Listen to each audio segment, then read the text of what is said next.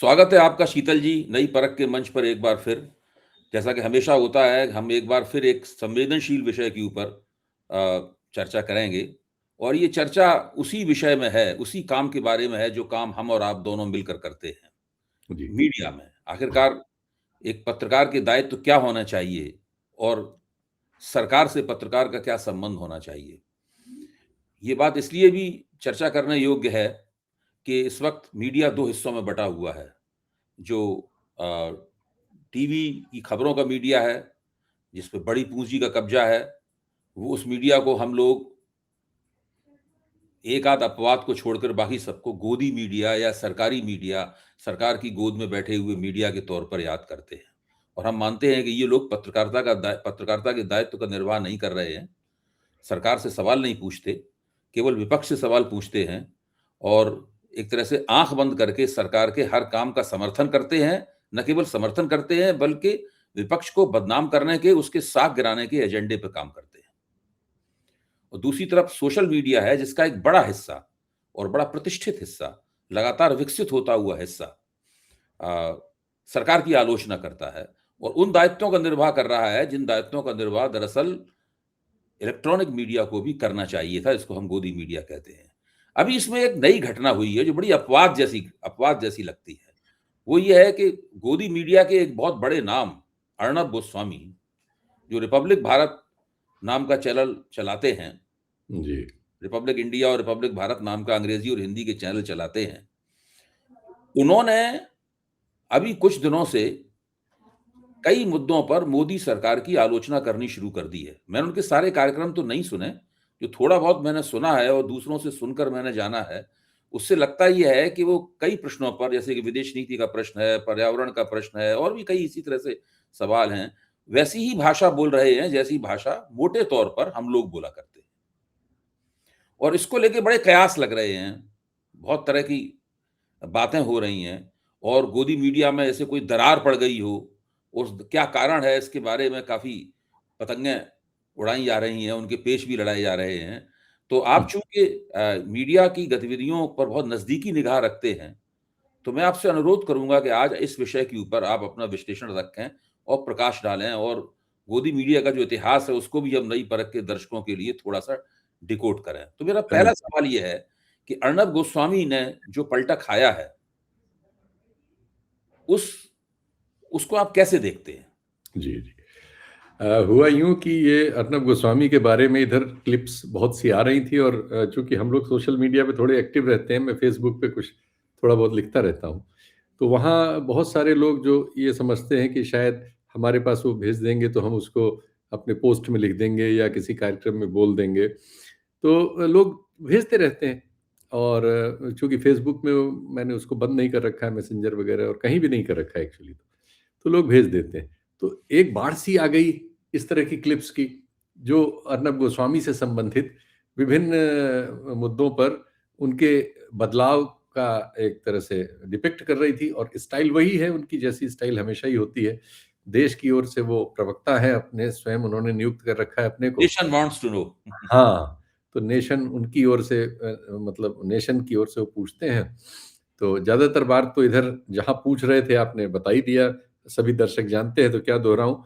लेकिन एकाएक वो सरकार से पूछने लगे और पूछने की चूँकि उनकी स्टाइल बड़ी आक्रामक रहती है, तो जो भी उनको देख रहा था वो उसकी समझ में नहीं आया कि कहीं वो आजकल तो एआई वगैरह का ज़माना है, तो ये हुआ कहीं कोई घपला तो नहीं हो गया या कोई हैक हो गया या क्या हो गया। हुँ, 1-2 दिन इसमें चला लेकिन उसके बाद लोगों ने उनकी क्लिप भेजना शुरू की। हमारे अलावा आप सब लोगों को भेज रहे होंगे जिनको-जिनको लोग समझते हैं कि यहाँ इनको सूचना दी जाए। हुँ। तो वो हम लोग भी सूचित हो रहे थे, ये बात बहस में थी सोशल मीडिया पर, एक्स पर जो ट्विटर था जो एक्स हो गया है और फेसबुक पर ये बहुत सारी पोस्ट्स में इसका ज़िक्र आ चुका था। इसी बीच एक हम ही आपकी तरह एक और नौजवान पत्रकार हैं जो यूट्यूब चैनल चलाते हैं, उन्होंने हाल में इसी विषय पर मुझसे बातचीत भी की थी उन्होंने भी। तो उस सिलसिले में मुझे कुछ ध्यान देना पड़ा कि आखिर ये हुआ क्या? वरना एक सरसरी निगाह से तो हम आप सभी चीज़ों को देखते, चलते, आगे बढ़ते रहते हैं। लेकिन तो फिर मैंने देखने की कोशिश कुछ मुझे तो पता था, कुछ पंकज पचौरी एक हैं पत्रकार, आप जानते होंगे। जानता हूँ। और वो आर्थिक मामलों पर थोड़ा-सा उनको ज्ञान है हम लोगों में। मेरी ही उम्र के हैं हम लोग। एक समय में साथ-साथ इंडिया टुडे में, वो अंग्रेजी में थे, मैं हिंदी में था। लगभग हम लोग साथ के पत्रकार हैं, एक यूँ कह सकते हैं। थोड़े बहुत मुझे नहीं मालूम कि वो उम्र उनकी क्या है एग्ज़ैक्टली, लेकिन मेरे आस-पास ही होंगे।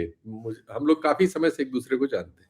मेरे कार्यक्रमों में वो आते रहते हैं। उनके यहाँ भी जब एनडीटीवी में थे, 1-2 बार उन्होंने मुझे अपना एक पता नहीं क्या उसका नाम भूल रहा हूँ, उसमें बुलाया था। मणि मंत्र शायद उसका नाम था। ख़ैर, तो वो हमारे कार्यक्रमों में एक इशारा कर गए थे। हुँ, उन्होंने बताया था, एक आंकड़ों में थोड़ा-सा उनका रहता है। जी। तो उन्होंने बताया था कि हमारे यहाँ पौने 500 के आस-पास टेलीविज़न चैनल हैं भारत में, सभी भाषाओं के। हुँ, लेकिन ज़्यादातर इसमें से उन्होंने तो बताया था कि 90% से ज़्यादा घाटे में है, बल्कि हुँ, 95%। उनका हुँ, कहना था कि 4-5 ग्रुप्स ही हैं, हुँ, जो जिनकी बैलेंस शीट में प्रॉफ़िट आ रहा है। हुँ, और ये सब सरकारी विज्ञापनों पर ज़िंदा हैं। हुँ, इसलिए ये पूरी तरह से इनके पास और कोई ऑप्शन नहीं है कि सरकार के लिए भूकें और सरकार के लिए काट खाएँ लोगों को, और सरकार के लिए वो सब करें जो आपने अभी बताया, और हम लोग लगातार इसको कहते रहते हैं, और जिसकी वजह से हम उनको गोदी मीडिया वाली संज्ञा मिली है, और अन्य भी संज्ञाएँ मिली हैं। मैं भी बहुत कुछ उनको कहता रहता हूँ। तो अर्नब गोस्वामी की बैलेंस शीट बताती है कि पिछले 1 वर्ष में उनके मतलब 23 में जो रही होगी, 22-23 में, या हाँ, 23-24 या 22-23 में, उससे जो 24-25 की उनकी बैलेंस शीट है, उसमें करीब 50-55% की गिरावट है रेवेन्यू में। हुँ, हमें उनके कुछ कर्मचारियों ने बताया था, जो इसके पहले मुझे बुलाया करते थे, और रिपब्लिक टीवी में एक बार, एक, वरना तो मैं वहाँ जाने की कोई इच्छा नहीं कभी रखता हूँ। लेकिन एक हमारे आपके संयुक्त मित्र हैं, उनका कोई भतीजा वगैरह वहाँ लग गया था गेस्ट बुलाने में। तो उन्होंने मुझको बहुत पुश किया, तो मैं एक बार उनका सम्मान रखने के लिए वहाँ गया, और फिर मना कराया कि मैं नहीं आऊँगा। एक बार और बहुत उसकी रिक्वेस्ट पे, मैं बस 2 बार मेरी वहाँ एंट्री हुई थी। लेकिन फिर मैं चला आया था, तो उसी बच्चे का फ़ोन आया।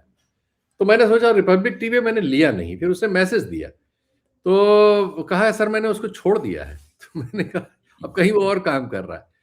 तो मैं वहाँ हूँ सर, ये बताने के लिए आपको फ़ोन कर रहा था, आपने फ़ोन नहीं उठाया। तो मैंने कहा हाँ यार, मैं वहाँ इच्छा, मेरी बिल्कुल भी इच्छा नहीं है तुम्हारी उस वजह से मैं चला गया था।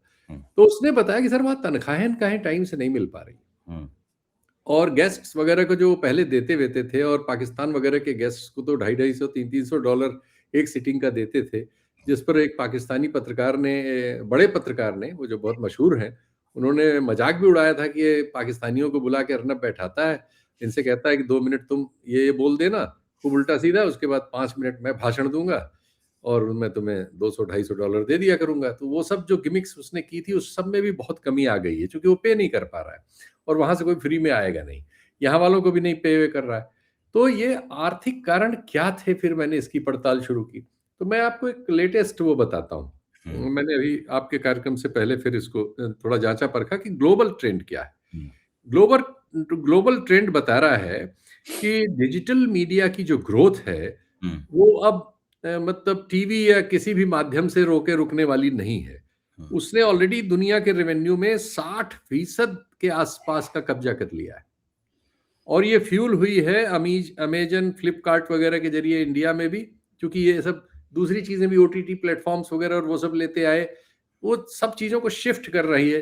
चूँकि टेक्नोलॉजी भारत में तो तैयार होती नहीं है, या हम आप अमेरिका देख के आए थे सारी चीज़ें, कि वो सब वहीं ग्लोबली वहाँ से बन रही हैं, वही टेक्नोलॉजीज़ बाहर आ रही हैं। जो चाइना वगैरह के स्फीयर में है, उनमें चाइना वगैरह का थोड़ा बहुत हस्तक्षेप है। लेकिन अभी ब्रॉडर लेवल पे दुनिया में इन्फॉर्मेशन टेक्नोलॉजी में जो कुछ भी है, हमारे यहाँ जैसे कि गूगल और मेटा दोनों हैं, दोनों उन्हीं के पास है। तो इसकी वजह से हमारे ही नहीं, सारी दुनिया में ये शिफ्ट हो रहा है। और जो टीवी का है, इसका जो ऑडियंस है, ये माइग्रेट कर रहा है बड़ी तेज़ी से इस तरफ। और टीवी के पिछले जो आंकड़े हैं, वो हर साल कुछ घट रहे हैं। और 2026-27 में, जैसा मैंने बताया, कि ये औसत अनुमान इंडस्ट्री का है कि 60% का बैरियर भी रेवेन्यू में क्रॉस कर जाएगा। हुँ, नंबर्स में तो बहुत ज़्यादा फ़र्क है। हुँ, और उसकी वजह है कि उन्होंने कहा कि इसमें जो बहुत सारे नए प्रयोग हो रहे हैं, चूँकि इसमें पूरी दुनिया की आबादी इसके फॉर्मेट्स में लगी हुई है। किसी कोई रील में उड़ा दे रहा है चीज़ों को, तो टीवी जब तक सोच रहा है, तब तक रील पे टिकटॉक बन जा रहा है, और रील पे कई मतलब ऐप बन जा रहे हैं, जो खुद में बिलियंस के का कारोबार कर रहे हैं। तो ये एक आया। फिर आया कि साहब ये जो सूचनाएं हैं, ये Dentsu digital report 2025, WPP media, TYNY, pitch Madison, Ipsos और स्टेटिस्टा की है। उनके आधार पर ये आकलन अभी मुझे चैट जीपीटी ने करके दिया है। तो दुनिया में जो ट्रेंड है वो शिफ्ट हो रहा है डिजिटल की ओर बहुत तेजी से, और टीवी से निकल रहा है। जैसे एक जमाने में अखबारों से, प्रिंट से शिफ्ट हुआ था टीवी में। ये तो एक टेक्नोलॉजिकल डेवलपमेंट है।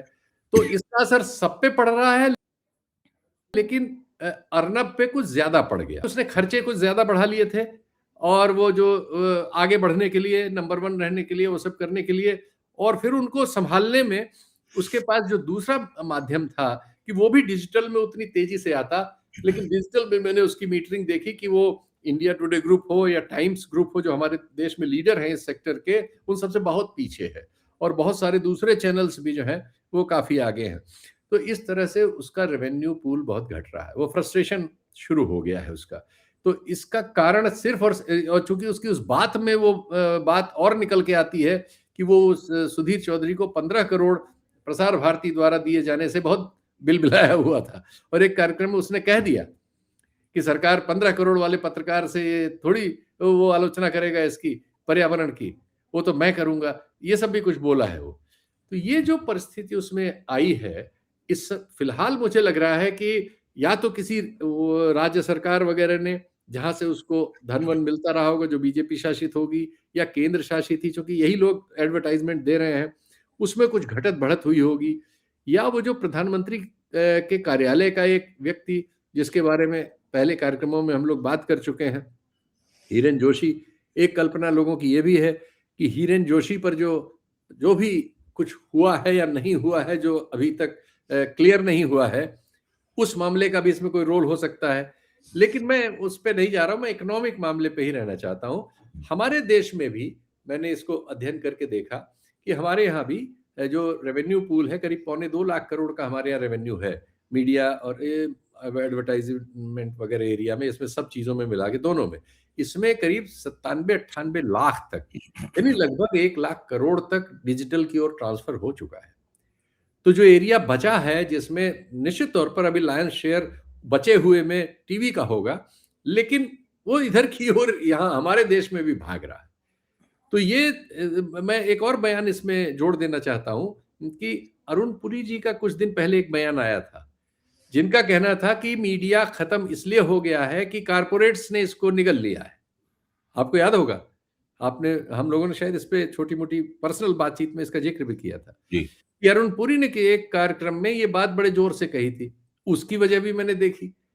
आप अचरज करेंगे कि चूंकि ये इसकी इसकी जो कंपनी है रिपब्लिक टीवी वाली, ये शेयर मार्केट में नहीं है, तो सेबी में इसका कोई आंकड़ा नहीं था, ये अभी प्राइवेटली हेल्ड कंपनी है। लेकिन आज तक इंडिया टुडे ग्रुप और एनडीटीवी, ये सब शेयर मार्केट में, तो इनकी तो तिमाही, हर तिमाही की रिपोर्ट वहां जाती है। तो मैंने देखा कि टीवी 18 ग्रुप और एनडीटीवी जो चला गया है अडानी के पास, यानी अडानी और अंबानी के ग्रुप जो हैं, इनकी बैलेंस शीट्स जो हैं बेटर परफॉर्म कर रही हैं। एनडीटीवी से मुझे शंका थी कि नहीं, एनडीटीवी ने, हो सकता है कि उसमें भी प्रमोटर्स का भी पैसा आया हो, इसकी वजह से बैलेंस शीट फुली दिख रही है, लेकिन वो मतलब प्लस में दिख रही है। लेकिन रिपब्लिक टीवी की बैलेंस शीट जो कि उसमें नहीं है, तिमाही, उसकी तिमाही की जानकारी नहीं मिल पाती, लेकिन सालाना जानकारी से उसमें यह है कि उसमें एक साल में काफी बड़ी 50% से ज्यादा का उसमें रेवेन्यू लॉस हुआ है। तो ये छटपटाहट की वजह मुझे समझ में आती है। बाकी रही बात गोदी मीडिया की, तो देखिए, ये हमारे यहाँ या दुनिया में ही जो मीडिया है इस समय, ये इसका इस तरह से जो भी स्वरूप हमारे पास है, इसका विचार, इसका आचार, इसकी प्रगति और इसकी वीर गति, सब जो है पश्चिम में ही सोची समझी गई है। हमने उसे बोरो किया है। हमारे यहाँ अंग्रेजी राज था, तो हमारे यहाँ उसी तरह का प्रेस खड़ा हुआ, उसी तरह के नॉर्म्स, उसी तरह की चीजें, वैसे ही बड़े बड़े उस समय घराने। उसके बाद अब टेक्नोलॉजी के विकास के साथ साथ जो जो चेंजेस हो रहे हैं, वो हमारे यहाँ भी हो रहे हैं। तो ये सब चीजें तो वहां से आई, लेकिन बाद में जैसे विकासशील देशों की अपनी समस्याएं रही हैं और हमारी भी रही हैं, बहुत गंभीर समस्याएं। उन समस्याओं के चलते हमारा मीडिया आज उस विद्रूप के तौर पर खड़ा है, जैसा दुनिया में जहां से हमने बोरो किया वहां कहीं का मीडिया इतना विद्रूपित नहीं है। एक हद तक वो होते हैं, जैसे चाहे वो बीबीसी हो, सीएनएन हो, न्यूयॉर्क टाइम्स हो, अन्य पश्चिमी प्रेस हो, फ्रेंच लेमॉद हो, या इवन जापानी भी, ये भी जब इजराइल वाला मामला होता है तो हम उन्हें उतने ईमानदार नहीं पाते। या अभी वेनेजुएला पर अमेरिका लगभग गुंडागर्दी करने जा रहा है, या उसने वेपन ऑफ मास डिस्ट्रक्शन का नाम लगा के इराक पर जो हमला किया था। हमने ऐसे अनेक मामलों में पाया है कि इस मीडिया के अपने बनाए हुए सिद्धांत, अपने बनाए हुए नॉर्म, अपने बनाए हुए जो भी उनके प्रतीक हैं, उन सबको वो छोड़ के और वो करने लगते हैं जिसको गलत कहा जाता है। लेकिन इस लेवल पे जो भारत में हो रहा है, ऐसा तो दुनिया में कहीं नहीं है। जैसे एक का उदाहरण रेडियो रवांडा का हम लोग देते हैं। एक तो वो बहुत छोटे एरिया में था, बहुत छोटे समय तक था। ये तो रेडियो रवांडा का सैकड़ों गुना, क्या हजारों गुना इसको आप कह सकते हैं। और इसमें इन्होंने, मेरा एक छोटा-सा सवाल है आपके लिए। Please please. आपने जो बात कही है, जो आर्थिक पहलू के जो बैलेंस शीट्स का हवाला देके कहा, मैं उससे सहमत हूँ। जी आर्थिक पहलू हमेशा ही दूसरे पहलुओं के ऊपर हावी हो जाता है, जी क्योंकि वो मुख्य तौर पर किसी भी व्यवसाय की चालक शक्ति होता है, जी जी ठोस होता है। जी लेकिन इसमें एक और पहलू है, जैसे कि गोदी मीडिया के कई एंकर्स के कार्यक्रमों में मैं बहुत ज़्यादा जाता रहा हूँ। जी जी। वो आते रहे हैं, मैं जाता रहा हूँ, मुझे अपनी बात कहने की इजाज़त मिली है, मैं अपनी बात उनसे कहता हूँ और ठीक। उनको मेरे जैसे आदमी की इसलिए ज़रूरत पड़ती है, उन्हें लगता है कि एक आदमी विपक्ष की बात करने वाला होगा, तो हमारी हमारी प्लेट अच्छी सजेगी, हैं? इसलिए मुझे वो बुलाते रहे हैं और जी उनसे मेरा संवाद भी है, जी बातचीत भी है उनसे जी मेरी। तो उस बातचीत के दौरान मैंने उनमें से कई से पूछा कि आप ऐसा क्यों कर रहे हैं? जी आप सरकार के पक्ष को इस तरह क्यों उभार रहे हैं जैसे कि आप सरकार के अंग हों या जी सरकार द्वारा प्रायोजित हों मतलब आप। जी इसकी क्या ज़रूरत है आपको करने की? और आप विपक्ष से ऐसा सलूक कर रहे हैं जैसे कि वो देश का दुश्मन हो मतलब जो है। जी विपक्ष की सुपारी उठा ली है आपने। ज़ाहिर है कि सरकार के कहने पे उठाई हुई। ये सब बातें मैंने उनसे कहीं। तो उनमें से कुछ ने बहुत ही शांतपूर्वक मेरी बात सुनी और साफ तौर पे कहा कि हम जो कर रहे हैं, देश के लिए कर रहे हैं। अच्छा, वो सब चैनल नहीं चलाते। उनको चैनल में मुनाफ़ा हो रहा है कि घाटा हो रहा है इससे ज़्यादा मतलब नहीं है, केवल उन्हें जी मतलब अपनी तनख्वाह से है। जी लेकिन वो जिस भी चैनल में जाते हैं, चाहे वो ज़ी टीवी में हों, चाहे वो न्यूज़ 18 में हों, जी चाहे वो एबीपी चैनल में हों या किसी और भारतवर्ष नाम के चैनल में चले जाएँ, चाहे वो स्त्री हों, चाहे वो पुरुष हों, मैं किसी का नाम नहीं ले रहा हूँ। वो सब लोग हमेशा ही सरकार के ही पक्ष में रहते हैं। वो कभी भी किसी चैनल के बदलने में भी उनके बात करने का तरीका, जो समाचारों की और विश्लेषण की प्रस्तुति, अपना बहस कराने के तरीके नहीं बदलते। तो उनका जो यूएसपी है, उनका यूनिक सेलिंग पॉइंट है, वो यही है उनका, हैं? और वो मान के चलते हैं, उनकी आत्म छवि ये है मुझे लगा कि वो ऐसा करके देश का काम कर रहे हैं। अगर मौजूदा सरकार मोदी जी नहीं रहे प्रधानमंत्री, कोई और प्रधानमंत्री बन गया, भाजपा का ही होना चाहिए बशर्ते, तब भी वो देश का ही काम करते हुए नज़र आएँगे। तो हिंदुस्तान में जो गोदी मीडिया का किरदार है, उसका एक आर्थिक पक्ष है निश्चित रूप से।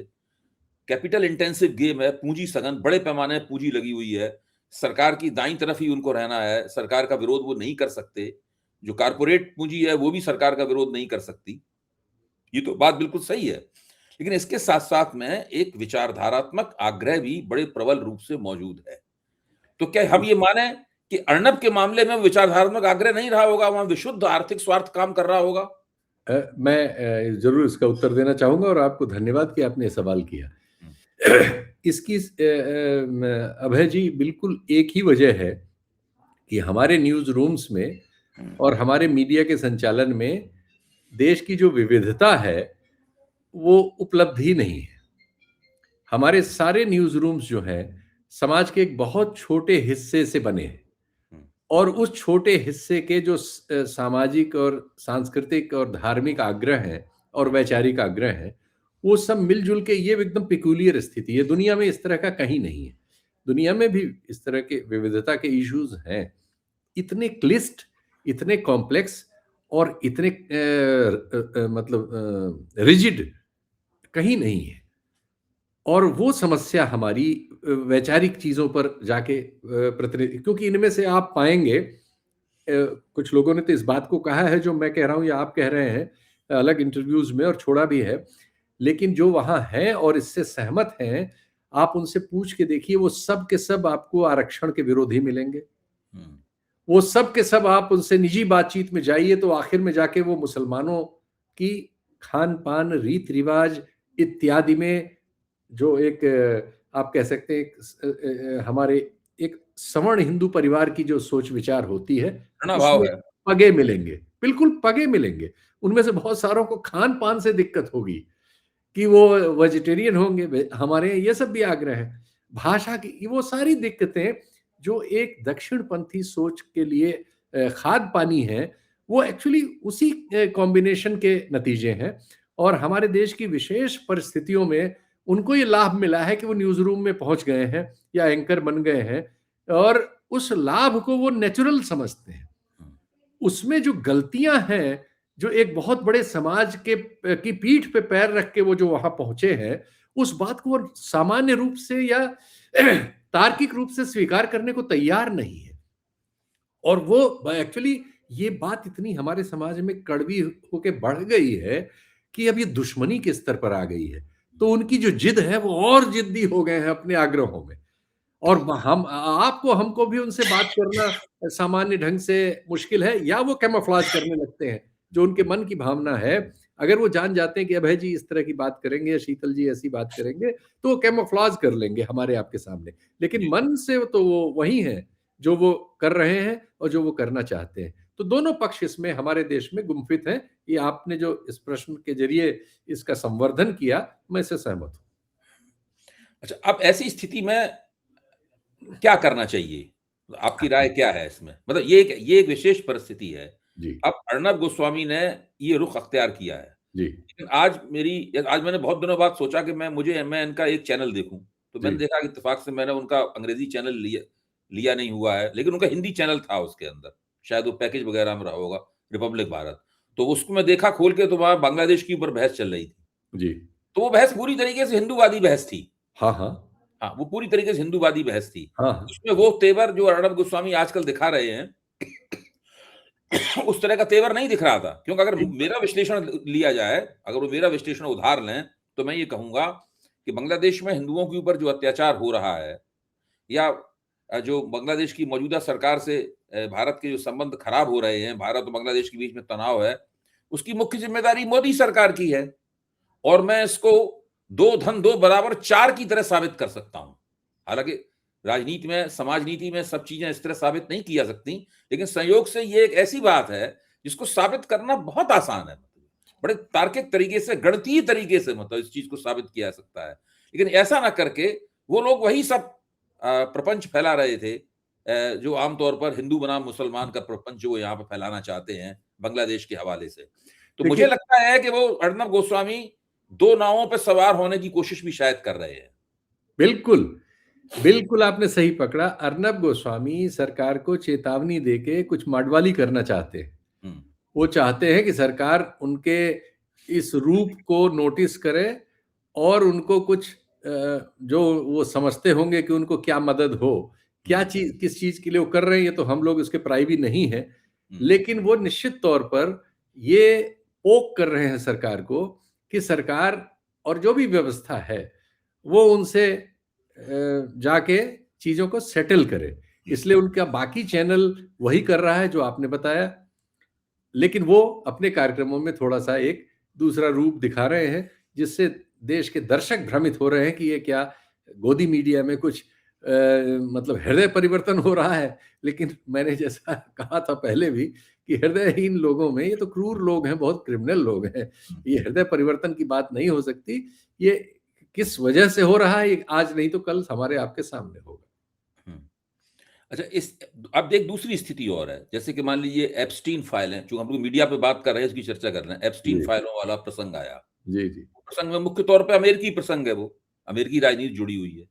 तो सोशल मीडिया के ऊपर यहाँ पे 4-5 दिन तक तमाम चैनलों ने ये हवा चलाई कि उसमें भारत के बहुत सारे नामों का अ, पर्दाफाश होने वाला है। जी, और कांग्रेस के नेता पृथ्वीराज चौहान ने जो कह दिया था, उससे उस चीज़ को और हवा मिली। जी, जी। एक आध कोई अमेरिकी वेबसाइट है, वेबसाइट पे ये आ गया कि एप्स्टीन ने 2019 के बाद में प्रधानमंत्री से मीटिंग सेट करने की कोशिश की थी।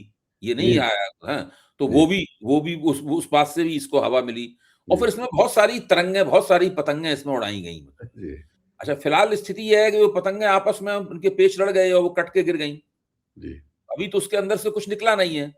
अच्छा, तो यहाँ जो सोशल मीडिया पे हो रहा है, जैसे इस मसले में जो हो रहा है, तो उससे तो दरअसल सोशल मीडिया की भी छवि कोई अच्छी नहीं बनती। नहीं, ये बहुत ही दुर्भाग्यपूर्ण है कि सोशल मीडिया को एक मौका मिला था जी। और उसने उस मौके को मुझे ऐसा लगता है कि काफ़ी हद तक बर्बाद कर दिया है।